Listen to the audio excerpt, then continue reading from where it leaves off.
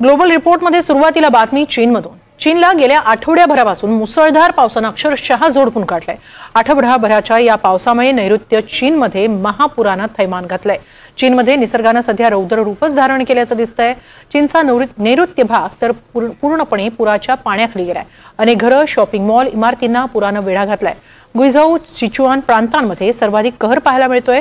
बचाव कार्यासह संपूर्ण यंत्रणा पूरस्थितीशी लढण्यास सुरुवात झाली आहे। गेल्या आठवड्याभरापासून धुमाकूळ घालणाऱ्या पावसामुळे चीनमध्ये सध्या काय परिस्थिती निर्माण झाली आहे, घेऊया एक आढावा। चीनमध्ये मुसळधार पावसाचा धुमाकूळ, नैऋत्य चीनमध्ये पुराचा हाहाकार, लाखो नागरिकांचं स्थलांतर। गेल्या आठवड्याभरापासून चीनच्या दक्षिण पश्चिम भागात म्हणजे नैऋत्य प्रांतांमध्ये मुसळधार पावसाने कहर केलाय। सततच्या मुसळधार पावसामुळे परिसरातील नद्यांनी धोक्याची पातळी ओलांडली आहे। मुख्य नद्या आणि त्यांच्या उपनद्यांना प्रचंड पूर आलाय। शहरी तसंच ग्रामीण भागातही पुराचं पाणी शिरलंय। नैऋत्य चीनमधील गुइझोऊ आणि सिचुआन प्रांतांना सर्वाधिक फटका बसलाय। गुइझोऊ हा पर्वतीय प्रदेश असून उन्हाळ्यात नैऋत्य चीनमध्ये असे पावसाळे येतात आणि ते अनेकदा विनाश घेऊन येतात।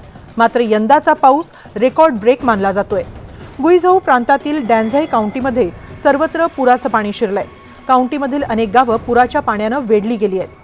शुक्रवार ते शनिवार या 24 तासात डॅन्झाईमध्ये तब्बल 284 मिलीमीटर पावसाची नोंद झाली। नॅनगाव शहरात सर्वाधिक पाऊस पडला। 30 तासांत 180.8 मिलीमीटर पाऊस नोंदवला गेलाय। अनेक नद्यांनी पात्र ओलांडलंय। किंगशुई नदीलाही पूर आलाय। पुरामुळे अनेक पूल पाण्याखाली गेले। तिथली वाहतूक बंद आहे। अनेक घरांची, वास्तूंची पडझड झाली आहे। अनेक ठिकाणी भूस्खलनही झालंय। डॅन्झाईमध्ये श्रेणी 3 मधील आणीबाणी जाहीर करण्यात आली आहे। गुइझोऊ प्रांतात रोंगजियांग शहरात तर आठवड्याभरात दुसऱ्यांदा मुसळधार पाऊस पडला। रोंगजियांग शहर हे 3 नद्यांच्या संगमावर वसलेलं आहे। इथं गेल्या आठवड्याच्या सुरुवातीलाच मुसळधार पावसामुळे पूर आला होता। तेव्हा 6 जणांचा मृत्यूही झाला होता। त्यावेळी 80,000हून अधिक नागरिकांना स्थलांतरित व्हावं लागलं होतं।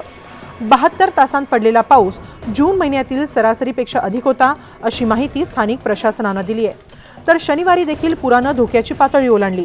256 मीटरवर पुराची पातळी पोहोचल्यानं शनिवारीही तातडीनं 40,000हून अधिक नागरिकांना सुरक्षित ठिकाणी हलवण्यात आलं। तर स्थानिक प्रशासनासह केंद्र सरकारनंही तातडीनं नागरिकांची रवानगी आपत्ती निवारण केंद्रांमध्ये केली आहे। नागरिकांना तातडीनं जीवनावश्यक वस्तूंचा पुरवठा सुरू करण्यात आलाय। काही ठिकाणी पूर ओसरतोय असं दिसताच चिखलगाळ काढण्याच्या कामाला सुरुवात झाली। मात्र पुन्हा पाऊस सुरू झाल्यानं पुराचं पाणी पुन्हा चढू लागलं। सारा गुइझोऊ प्रांत पुराच्या पाण्याने वेढला गेला। शहरातही वेगळी स्थिती नव्हती। उंच इमारती पुराच्या पाण्याच्या विळख्यात दिसल्या। इमारतींच्या पार्किंग लॉटमध्ये, सबवेमध्येही पुराचं पाणी शिरलं। अनेक ठिकाणी तर कार देखील पुराच्या पाण्यात वाहून जाताना दिसल्या। या पुरामुळे नागरिकांचं अतोनात नुकसान झालंय। आम्ही तर दूध, दारू, बिअरचे बॉक्सही गमावले।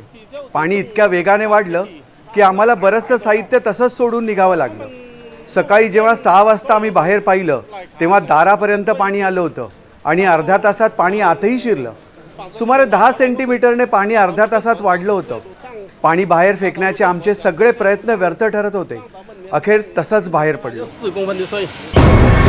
तर सिचुआन प्रांतातही पुरानं थैमान घातलं। तिथून सुमारे 30,000हून अधिक नागरिकांना सुरक्षित ठिकाणी हलवावं लागलं। प्रांतातील 11 शहरांसह काही गावांनाही पुराचा मोठा फटका बसलाय। राजधानीचं शहर असलेल्या चेंगडूमध्येही पावसामुळे जनजीवन विस्कळीत झालं। काही ठिकाणी तर पुराचं पाणी काही मिनिटांत 40 सेंटीमीटरनं वाढलं। याचा रस्ते वाहतुकीवरही परिणाम झाला। अनेक ठिकाणी महामार्गावर पाणी आल्यानं वाहतूक विस्कळीत झाली। तर पेंगझाऊ उपनगरात मुसळधार पावसामुळे महामार्गावर एक भलं मोठं झाड उन्मळून पडल्यानं तिथंही वाहतूक ठप्प झाली। स्थानिक प्रशासनानं तातडीनं कोसळलेलं झाड बाजूला करण्यासाठी पावलं उचलली आणि अर्ध्या तासात वाहतूक सुरळीत करण्यात आली। दरम्यान इथं कोणतीही जीवितहानी नोंदवण्यात आलेली नाही। मात्र या पावसामुळे आणि भीषण पुरामुळे गुइझोऊ प्रांतात अनेक ठिकाणी दरडी कोसळण्याच्या घटना घडल्या आहेत। सगळ्यात चिखलगाळ, राडारोडा घाटात पसरल्यानं तिथली वाहतूकही बाधित झाली। दरम्यान गुइझोऊ प्रांताला केंद्र सरकारकडून 100 मिलियन युआनची म्हणजेच 13.96 मिलियन अमेरिकन डॉलरची मदत जाहीर करण्यात आली आहे। रोंगजियांग, कोंगजियांग, सांडू या शहरांच्या पुनर्वसनासाठी निधीची घोषणा करण्यात आली आहे। अनेक पायाभूत सुविधांसह इमारती, घरं, शॉपिंग मॉल, दुकानं, शेतीचंही प्रचंड नुकसान झालंय। चीनमध्ये उन्हाळ्यात मुसळधार पावसाचे प्रसंग अनेकदा उद्भवतात।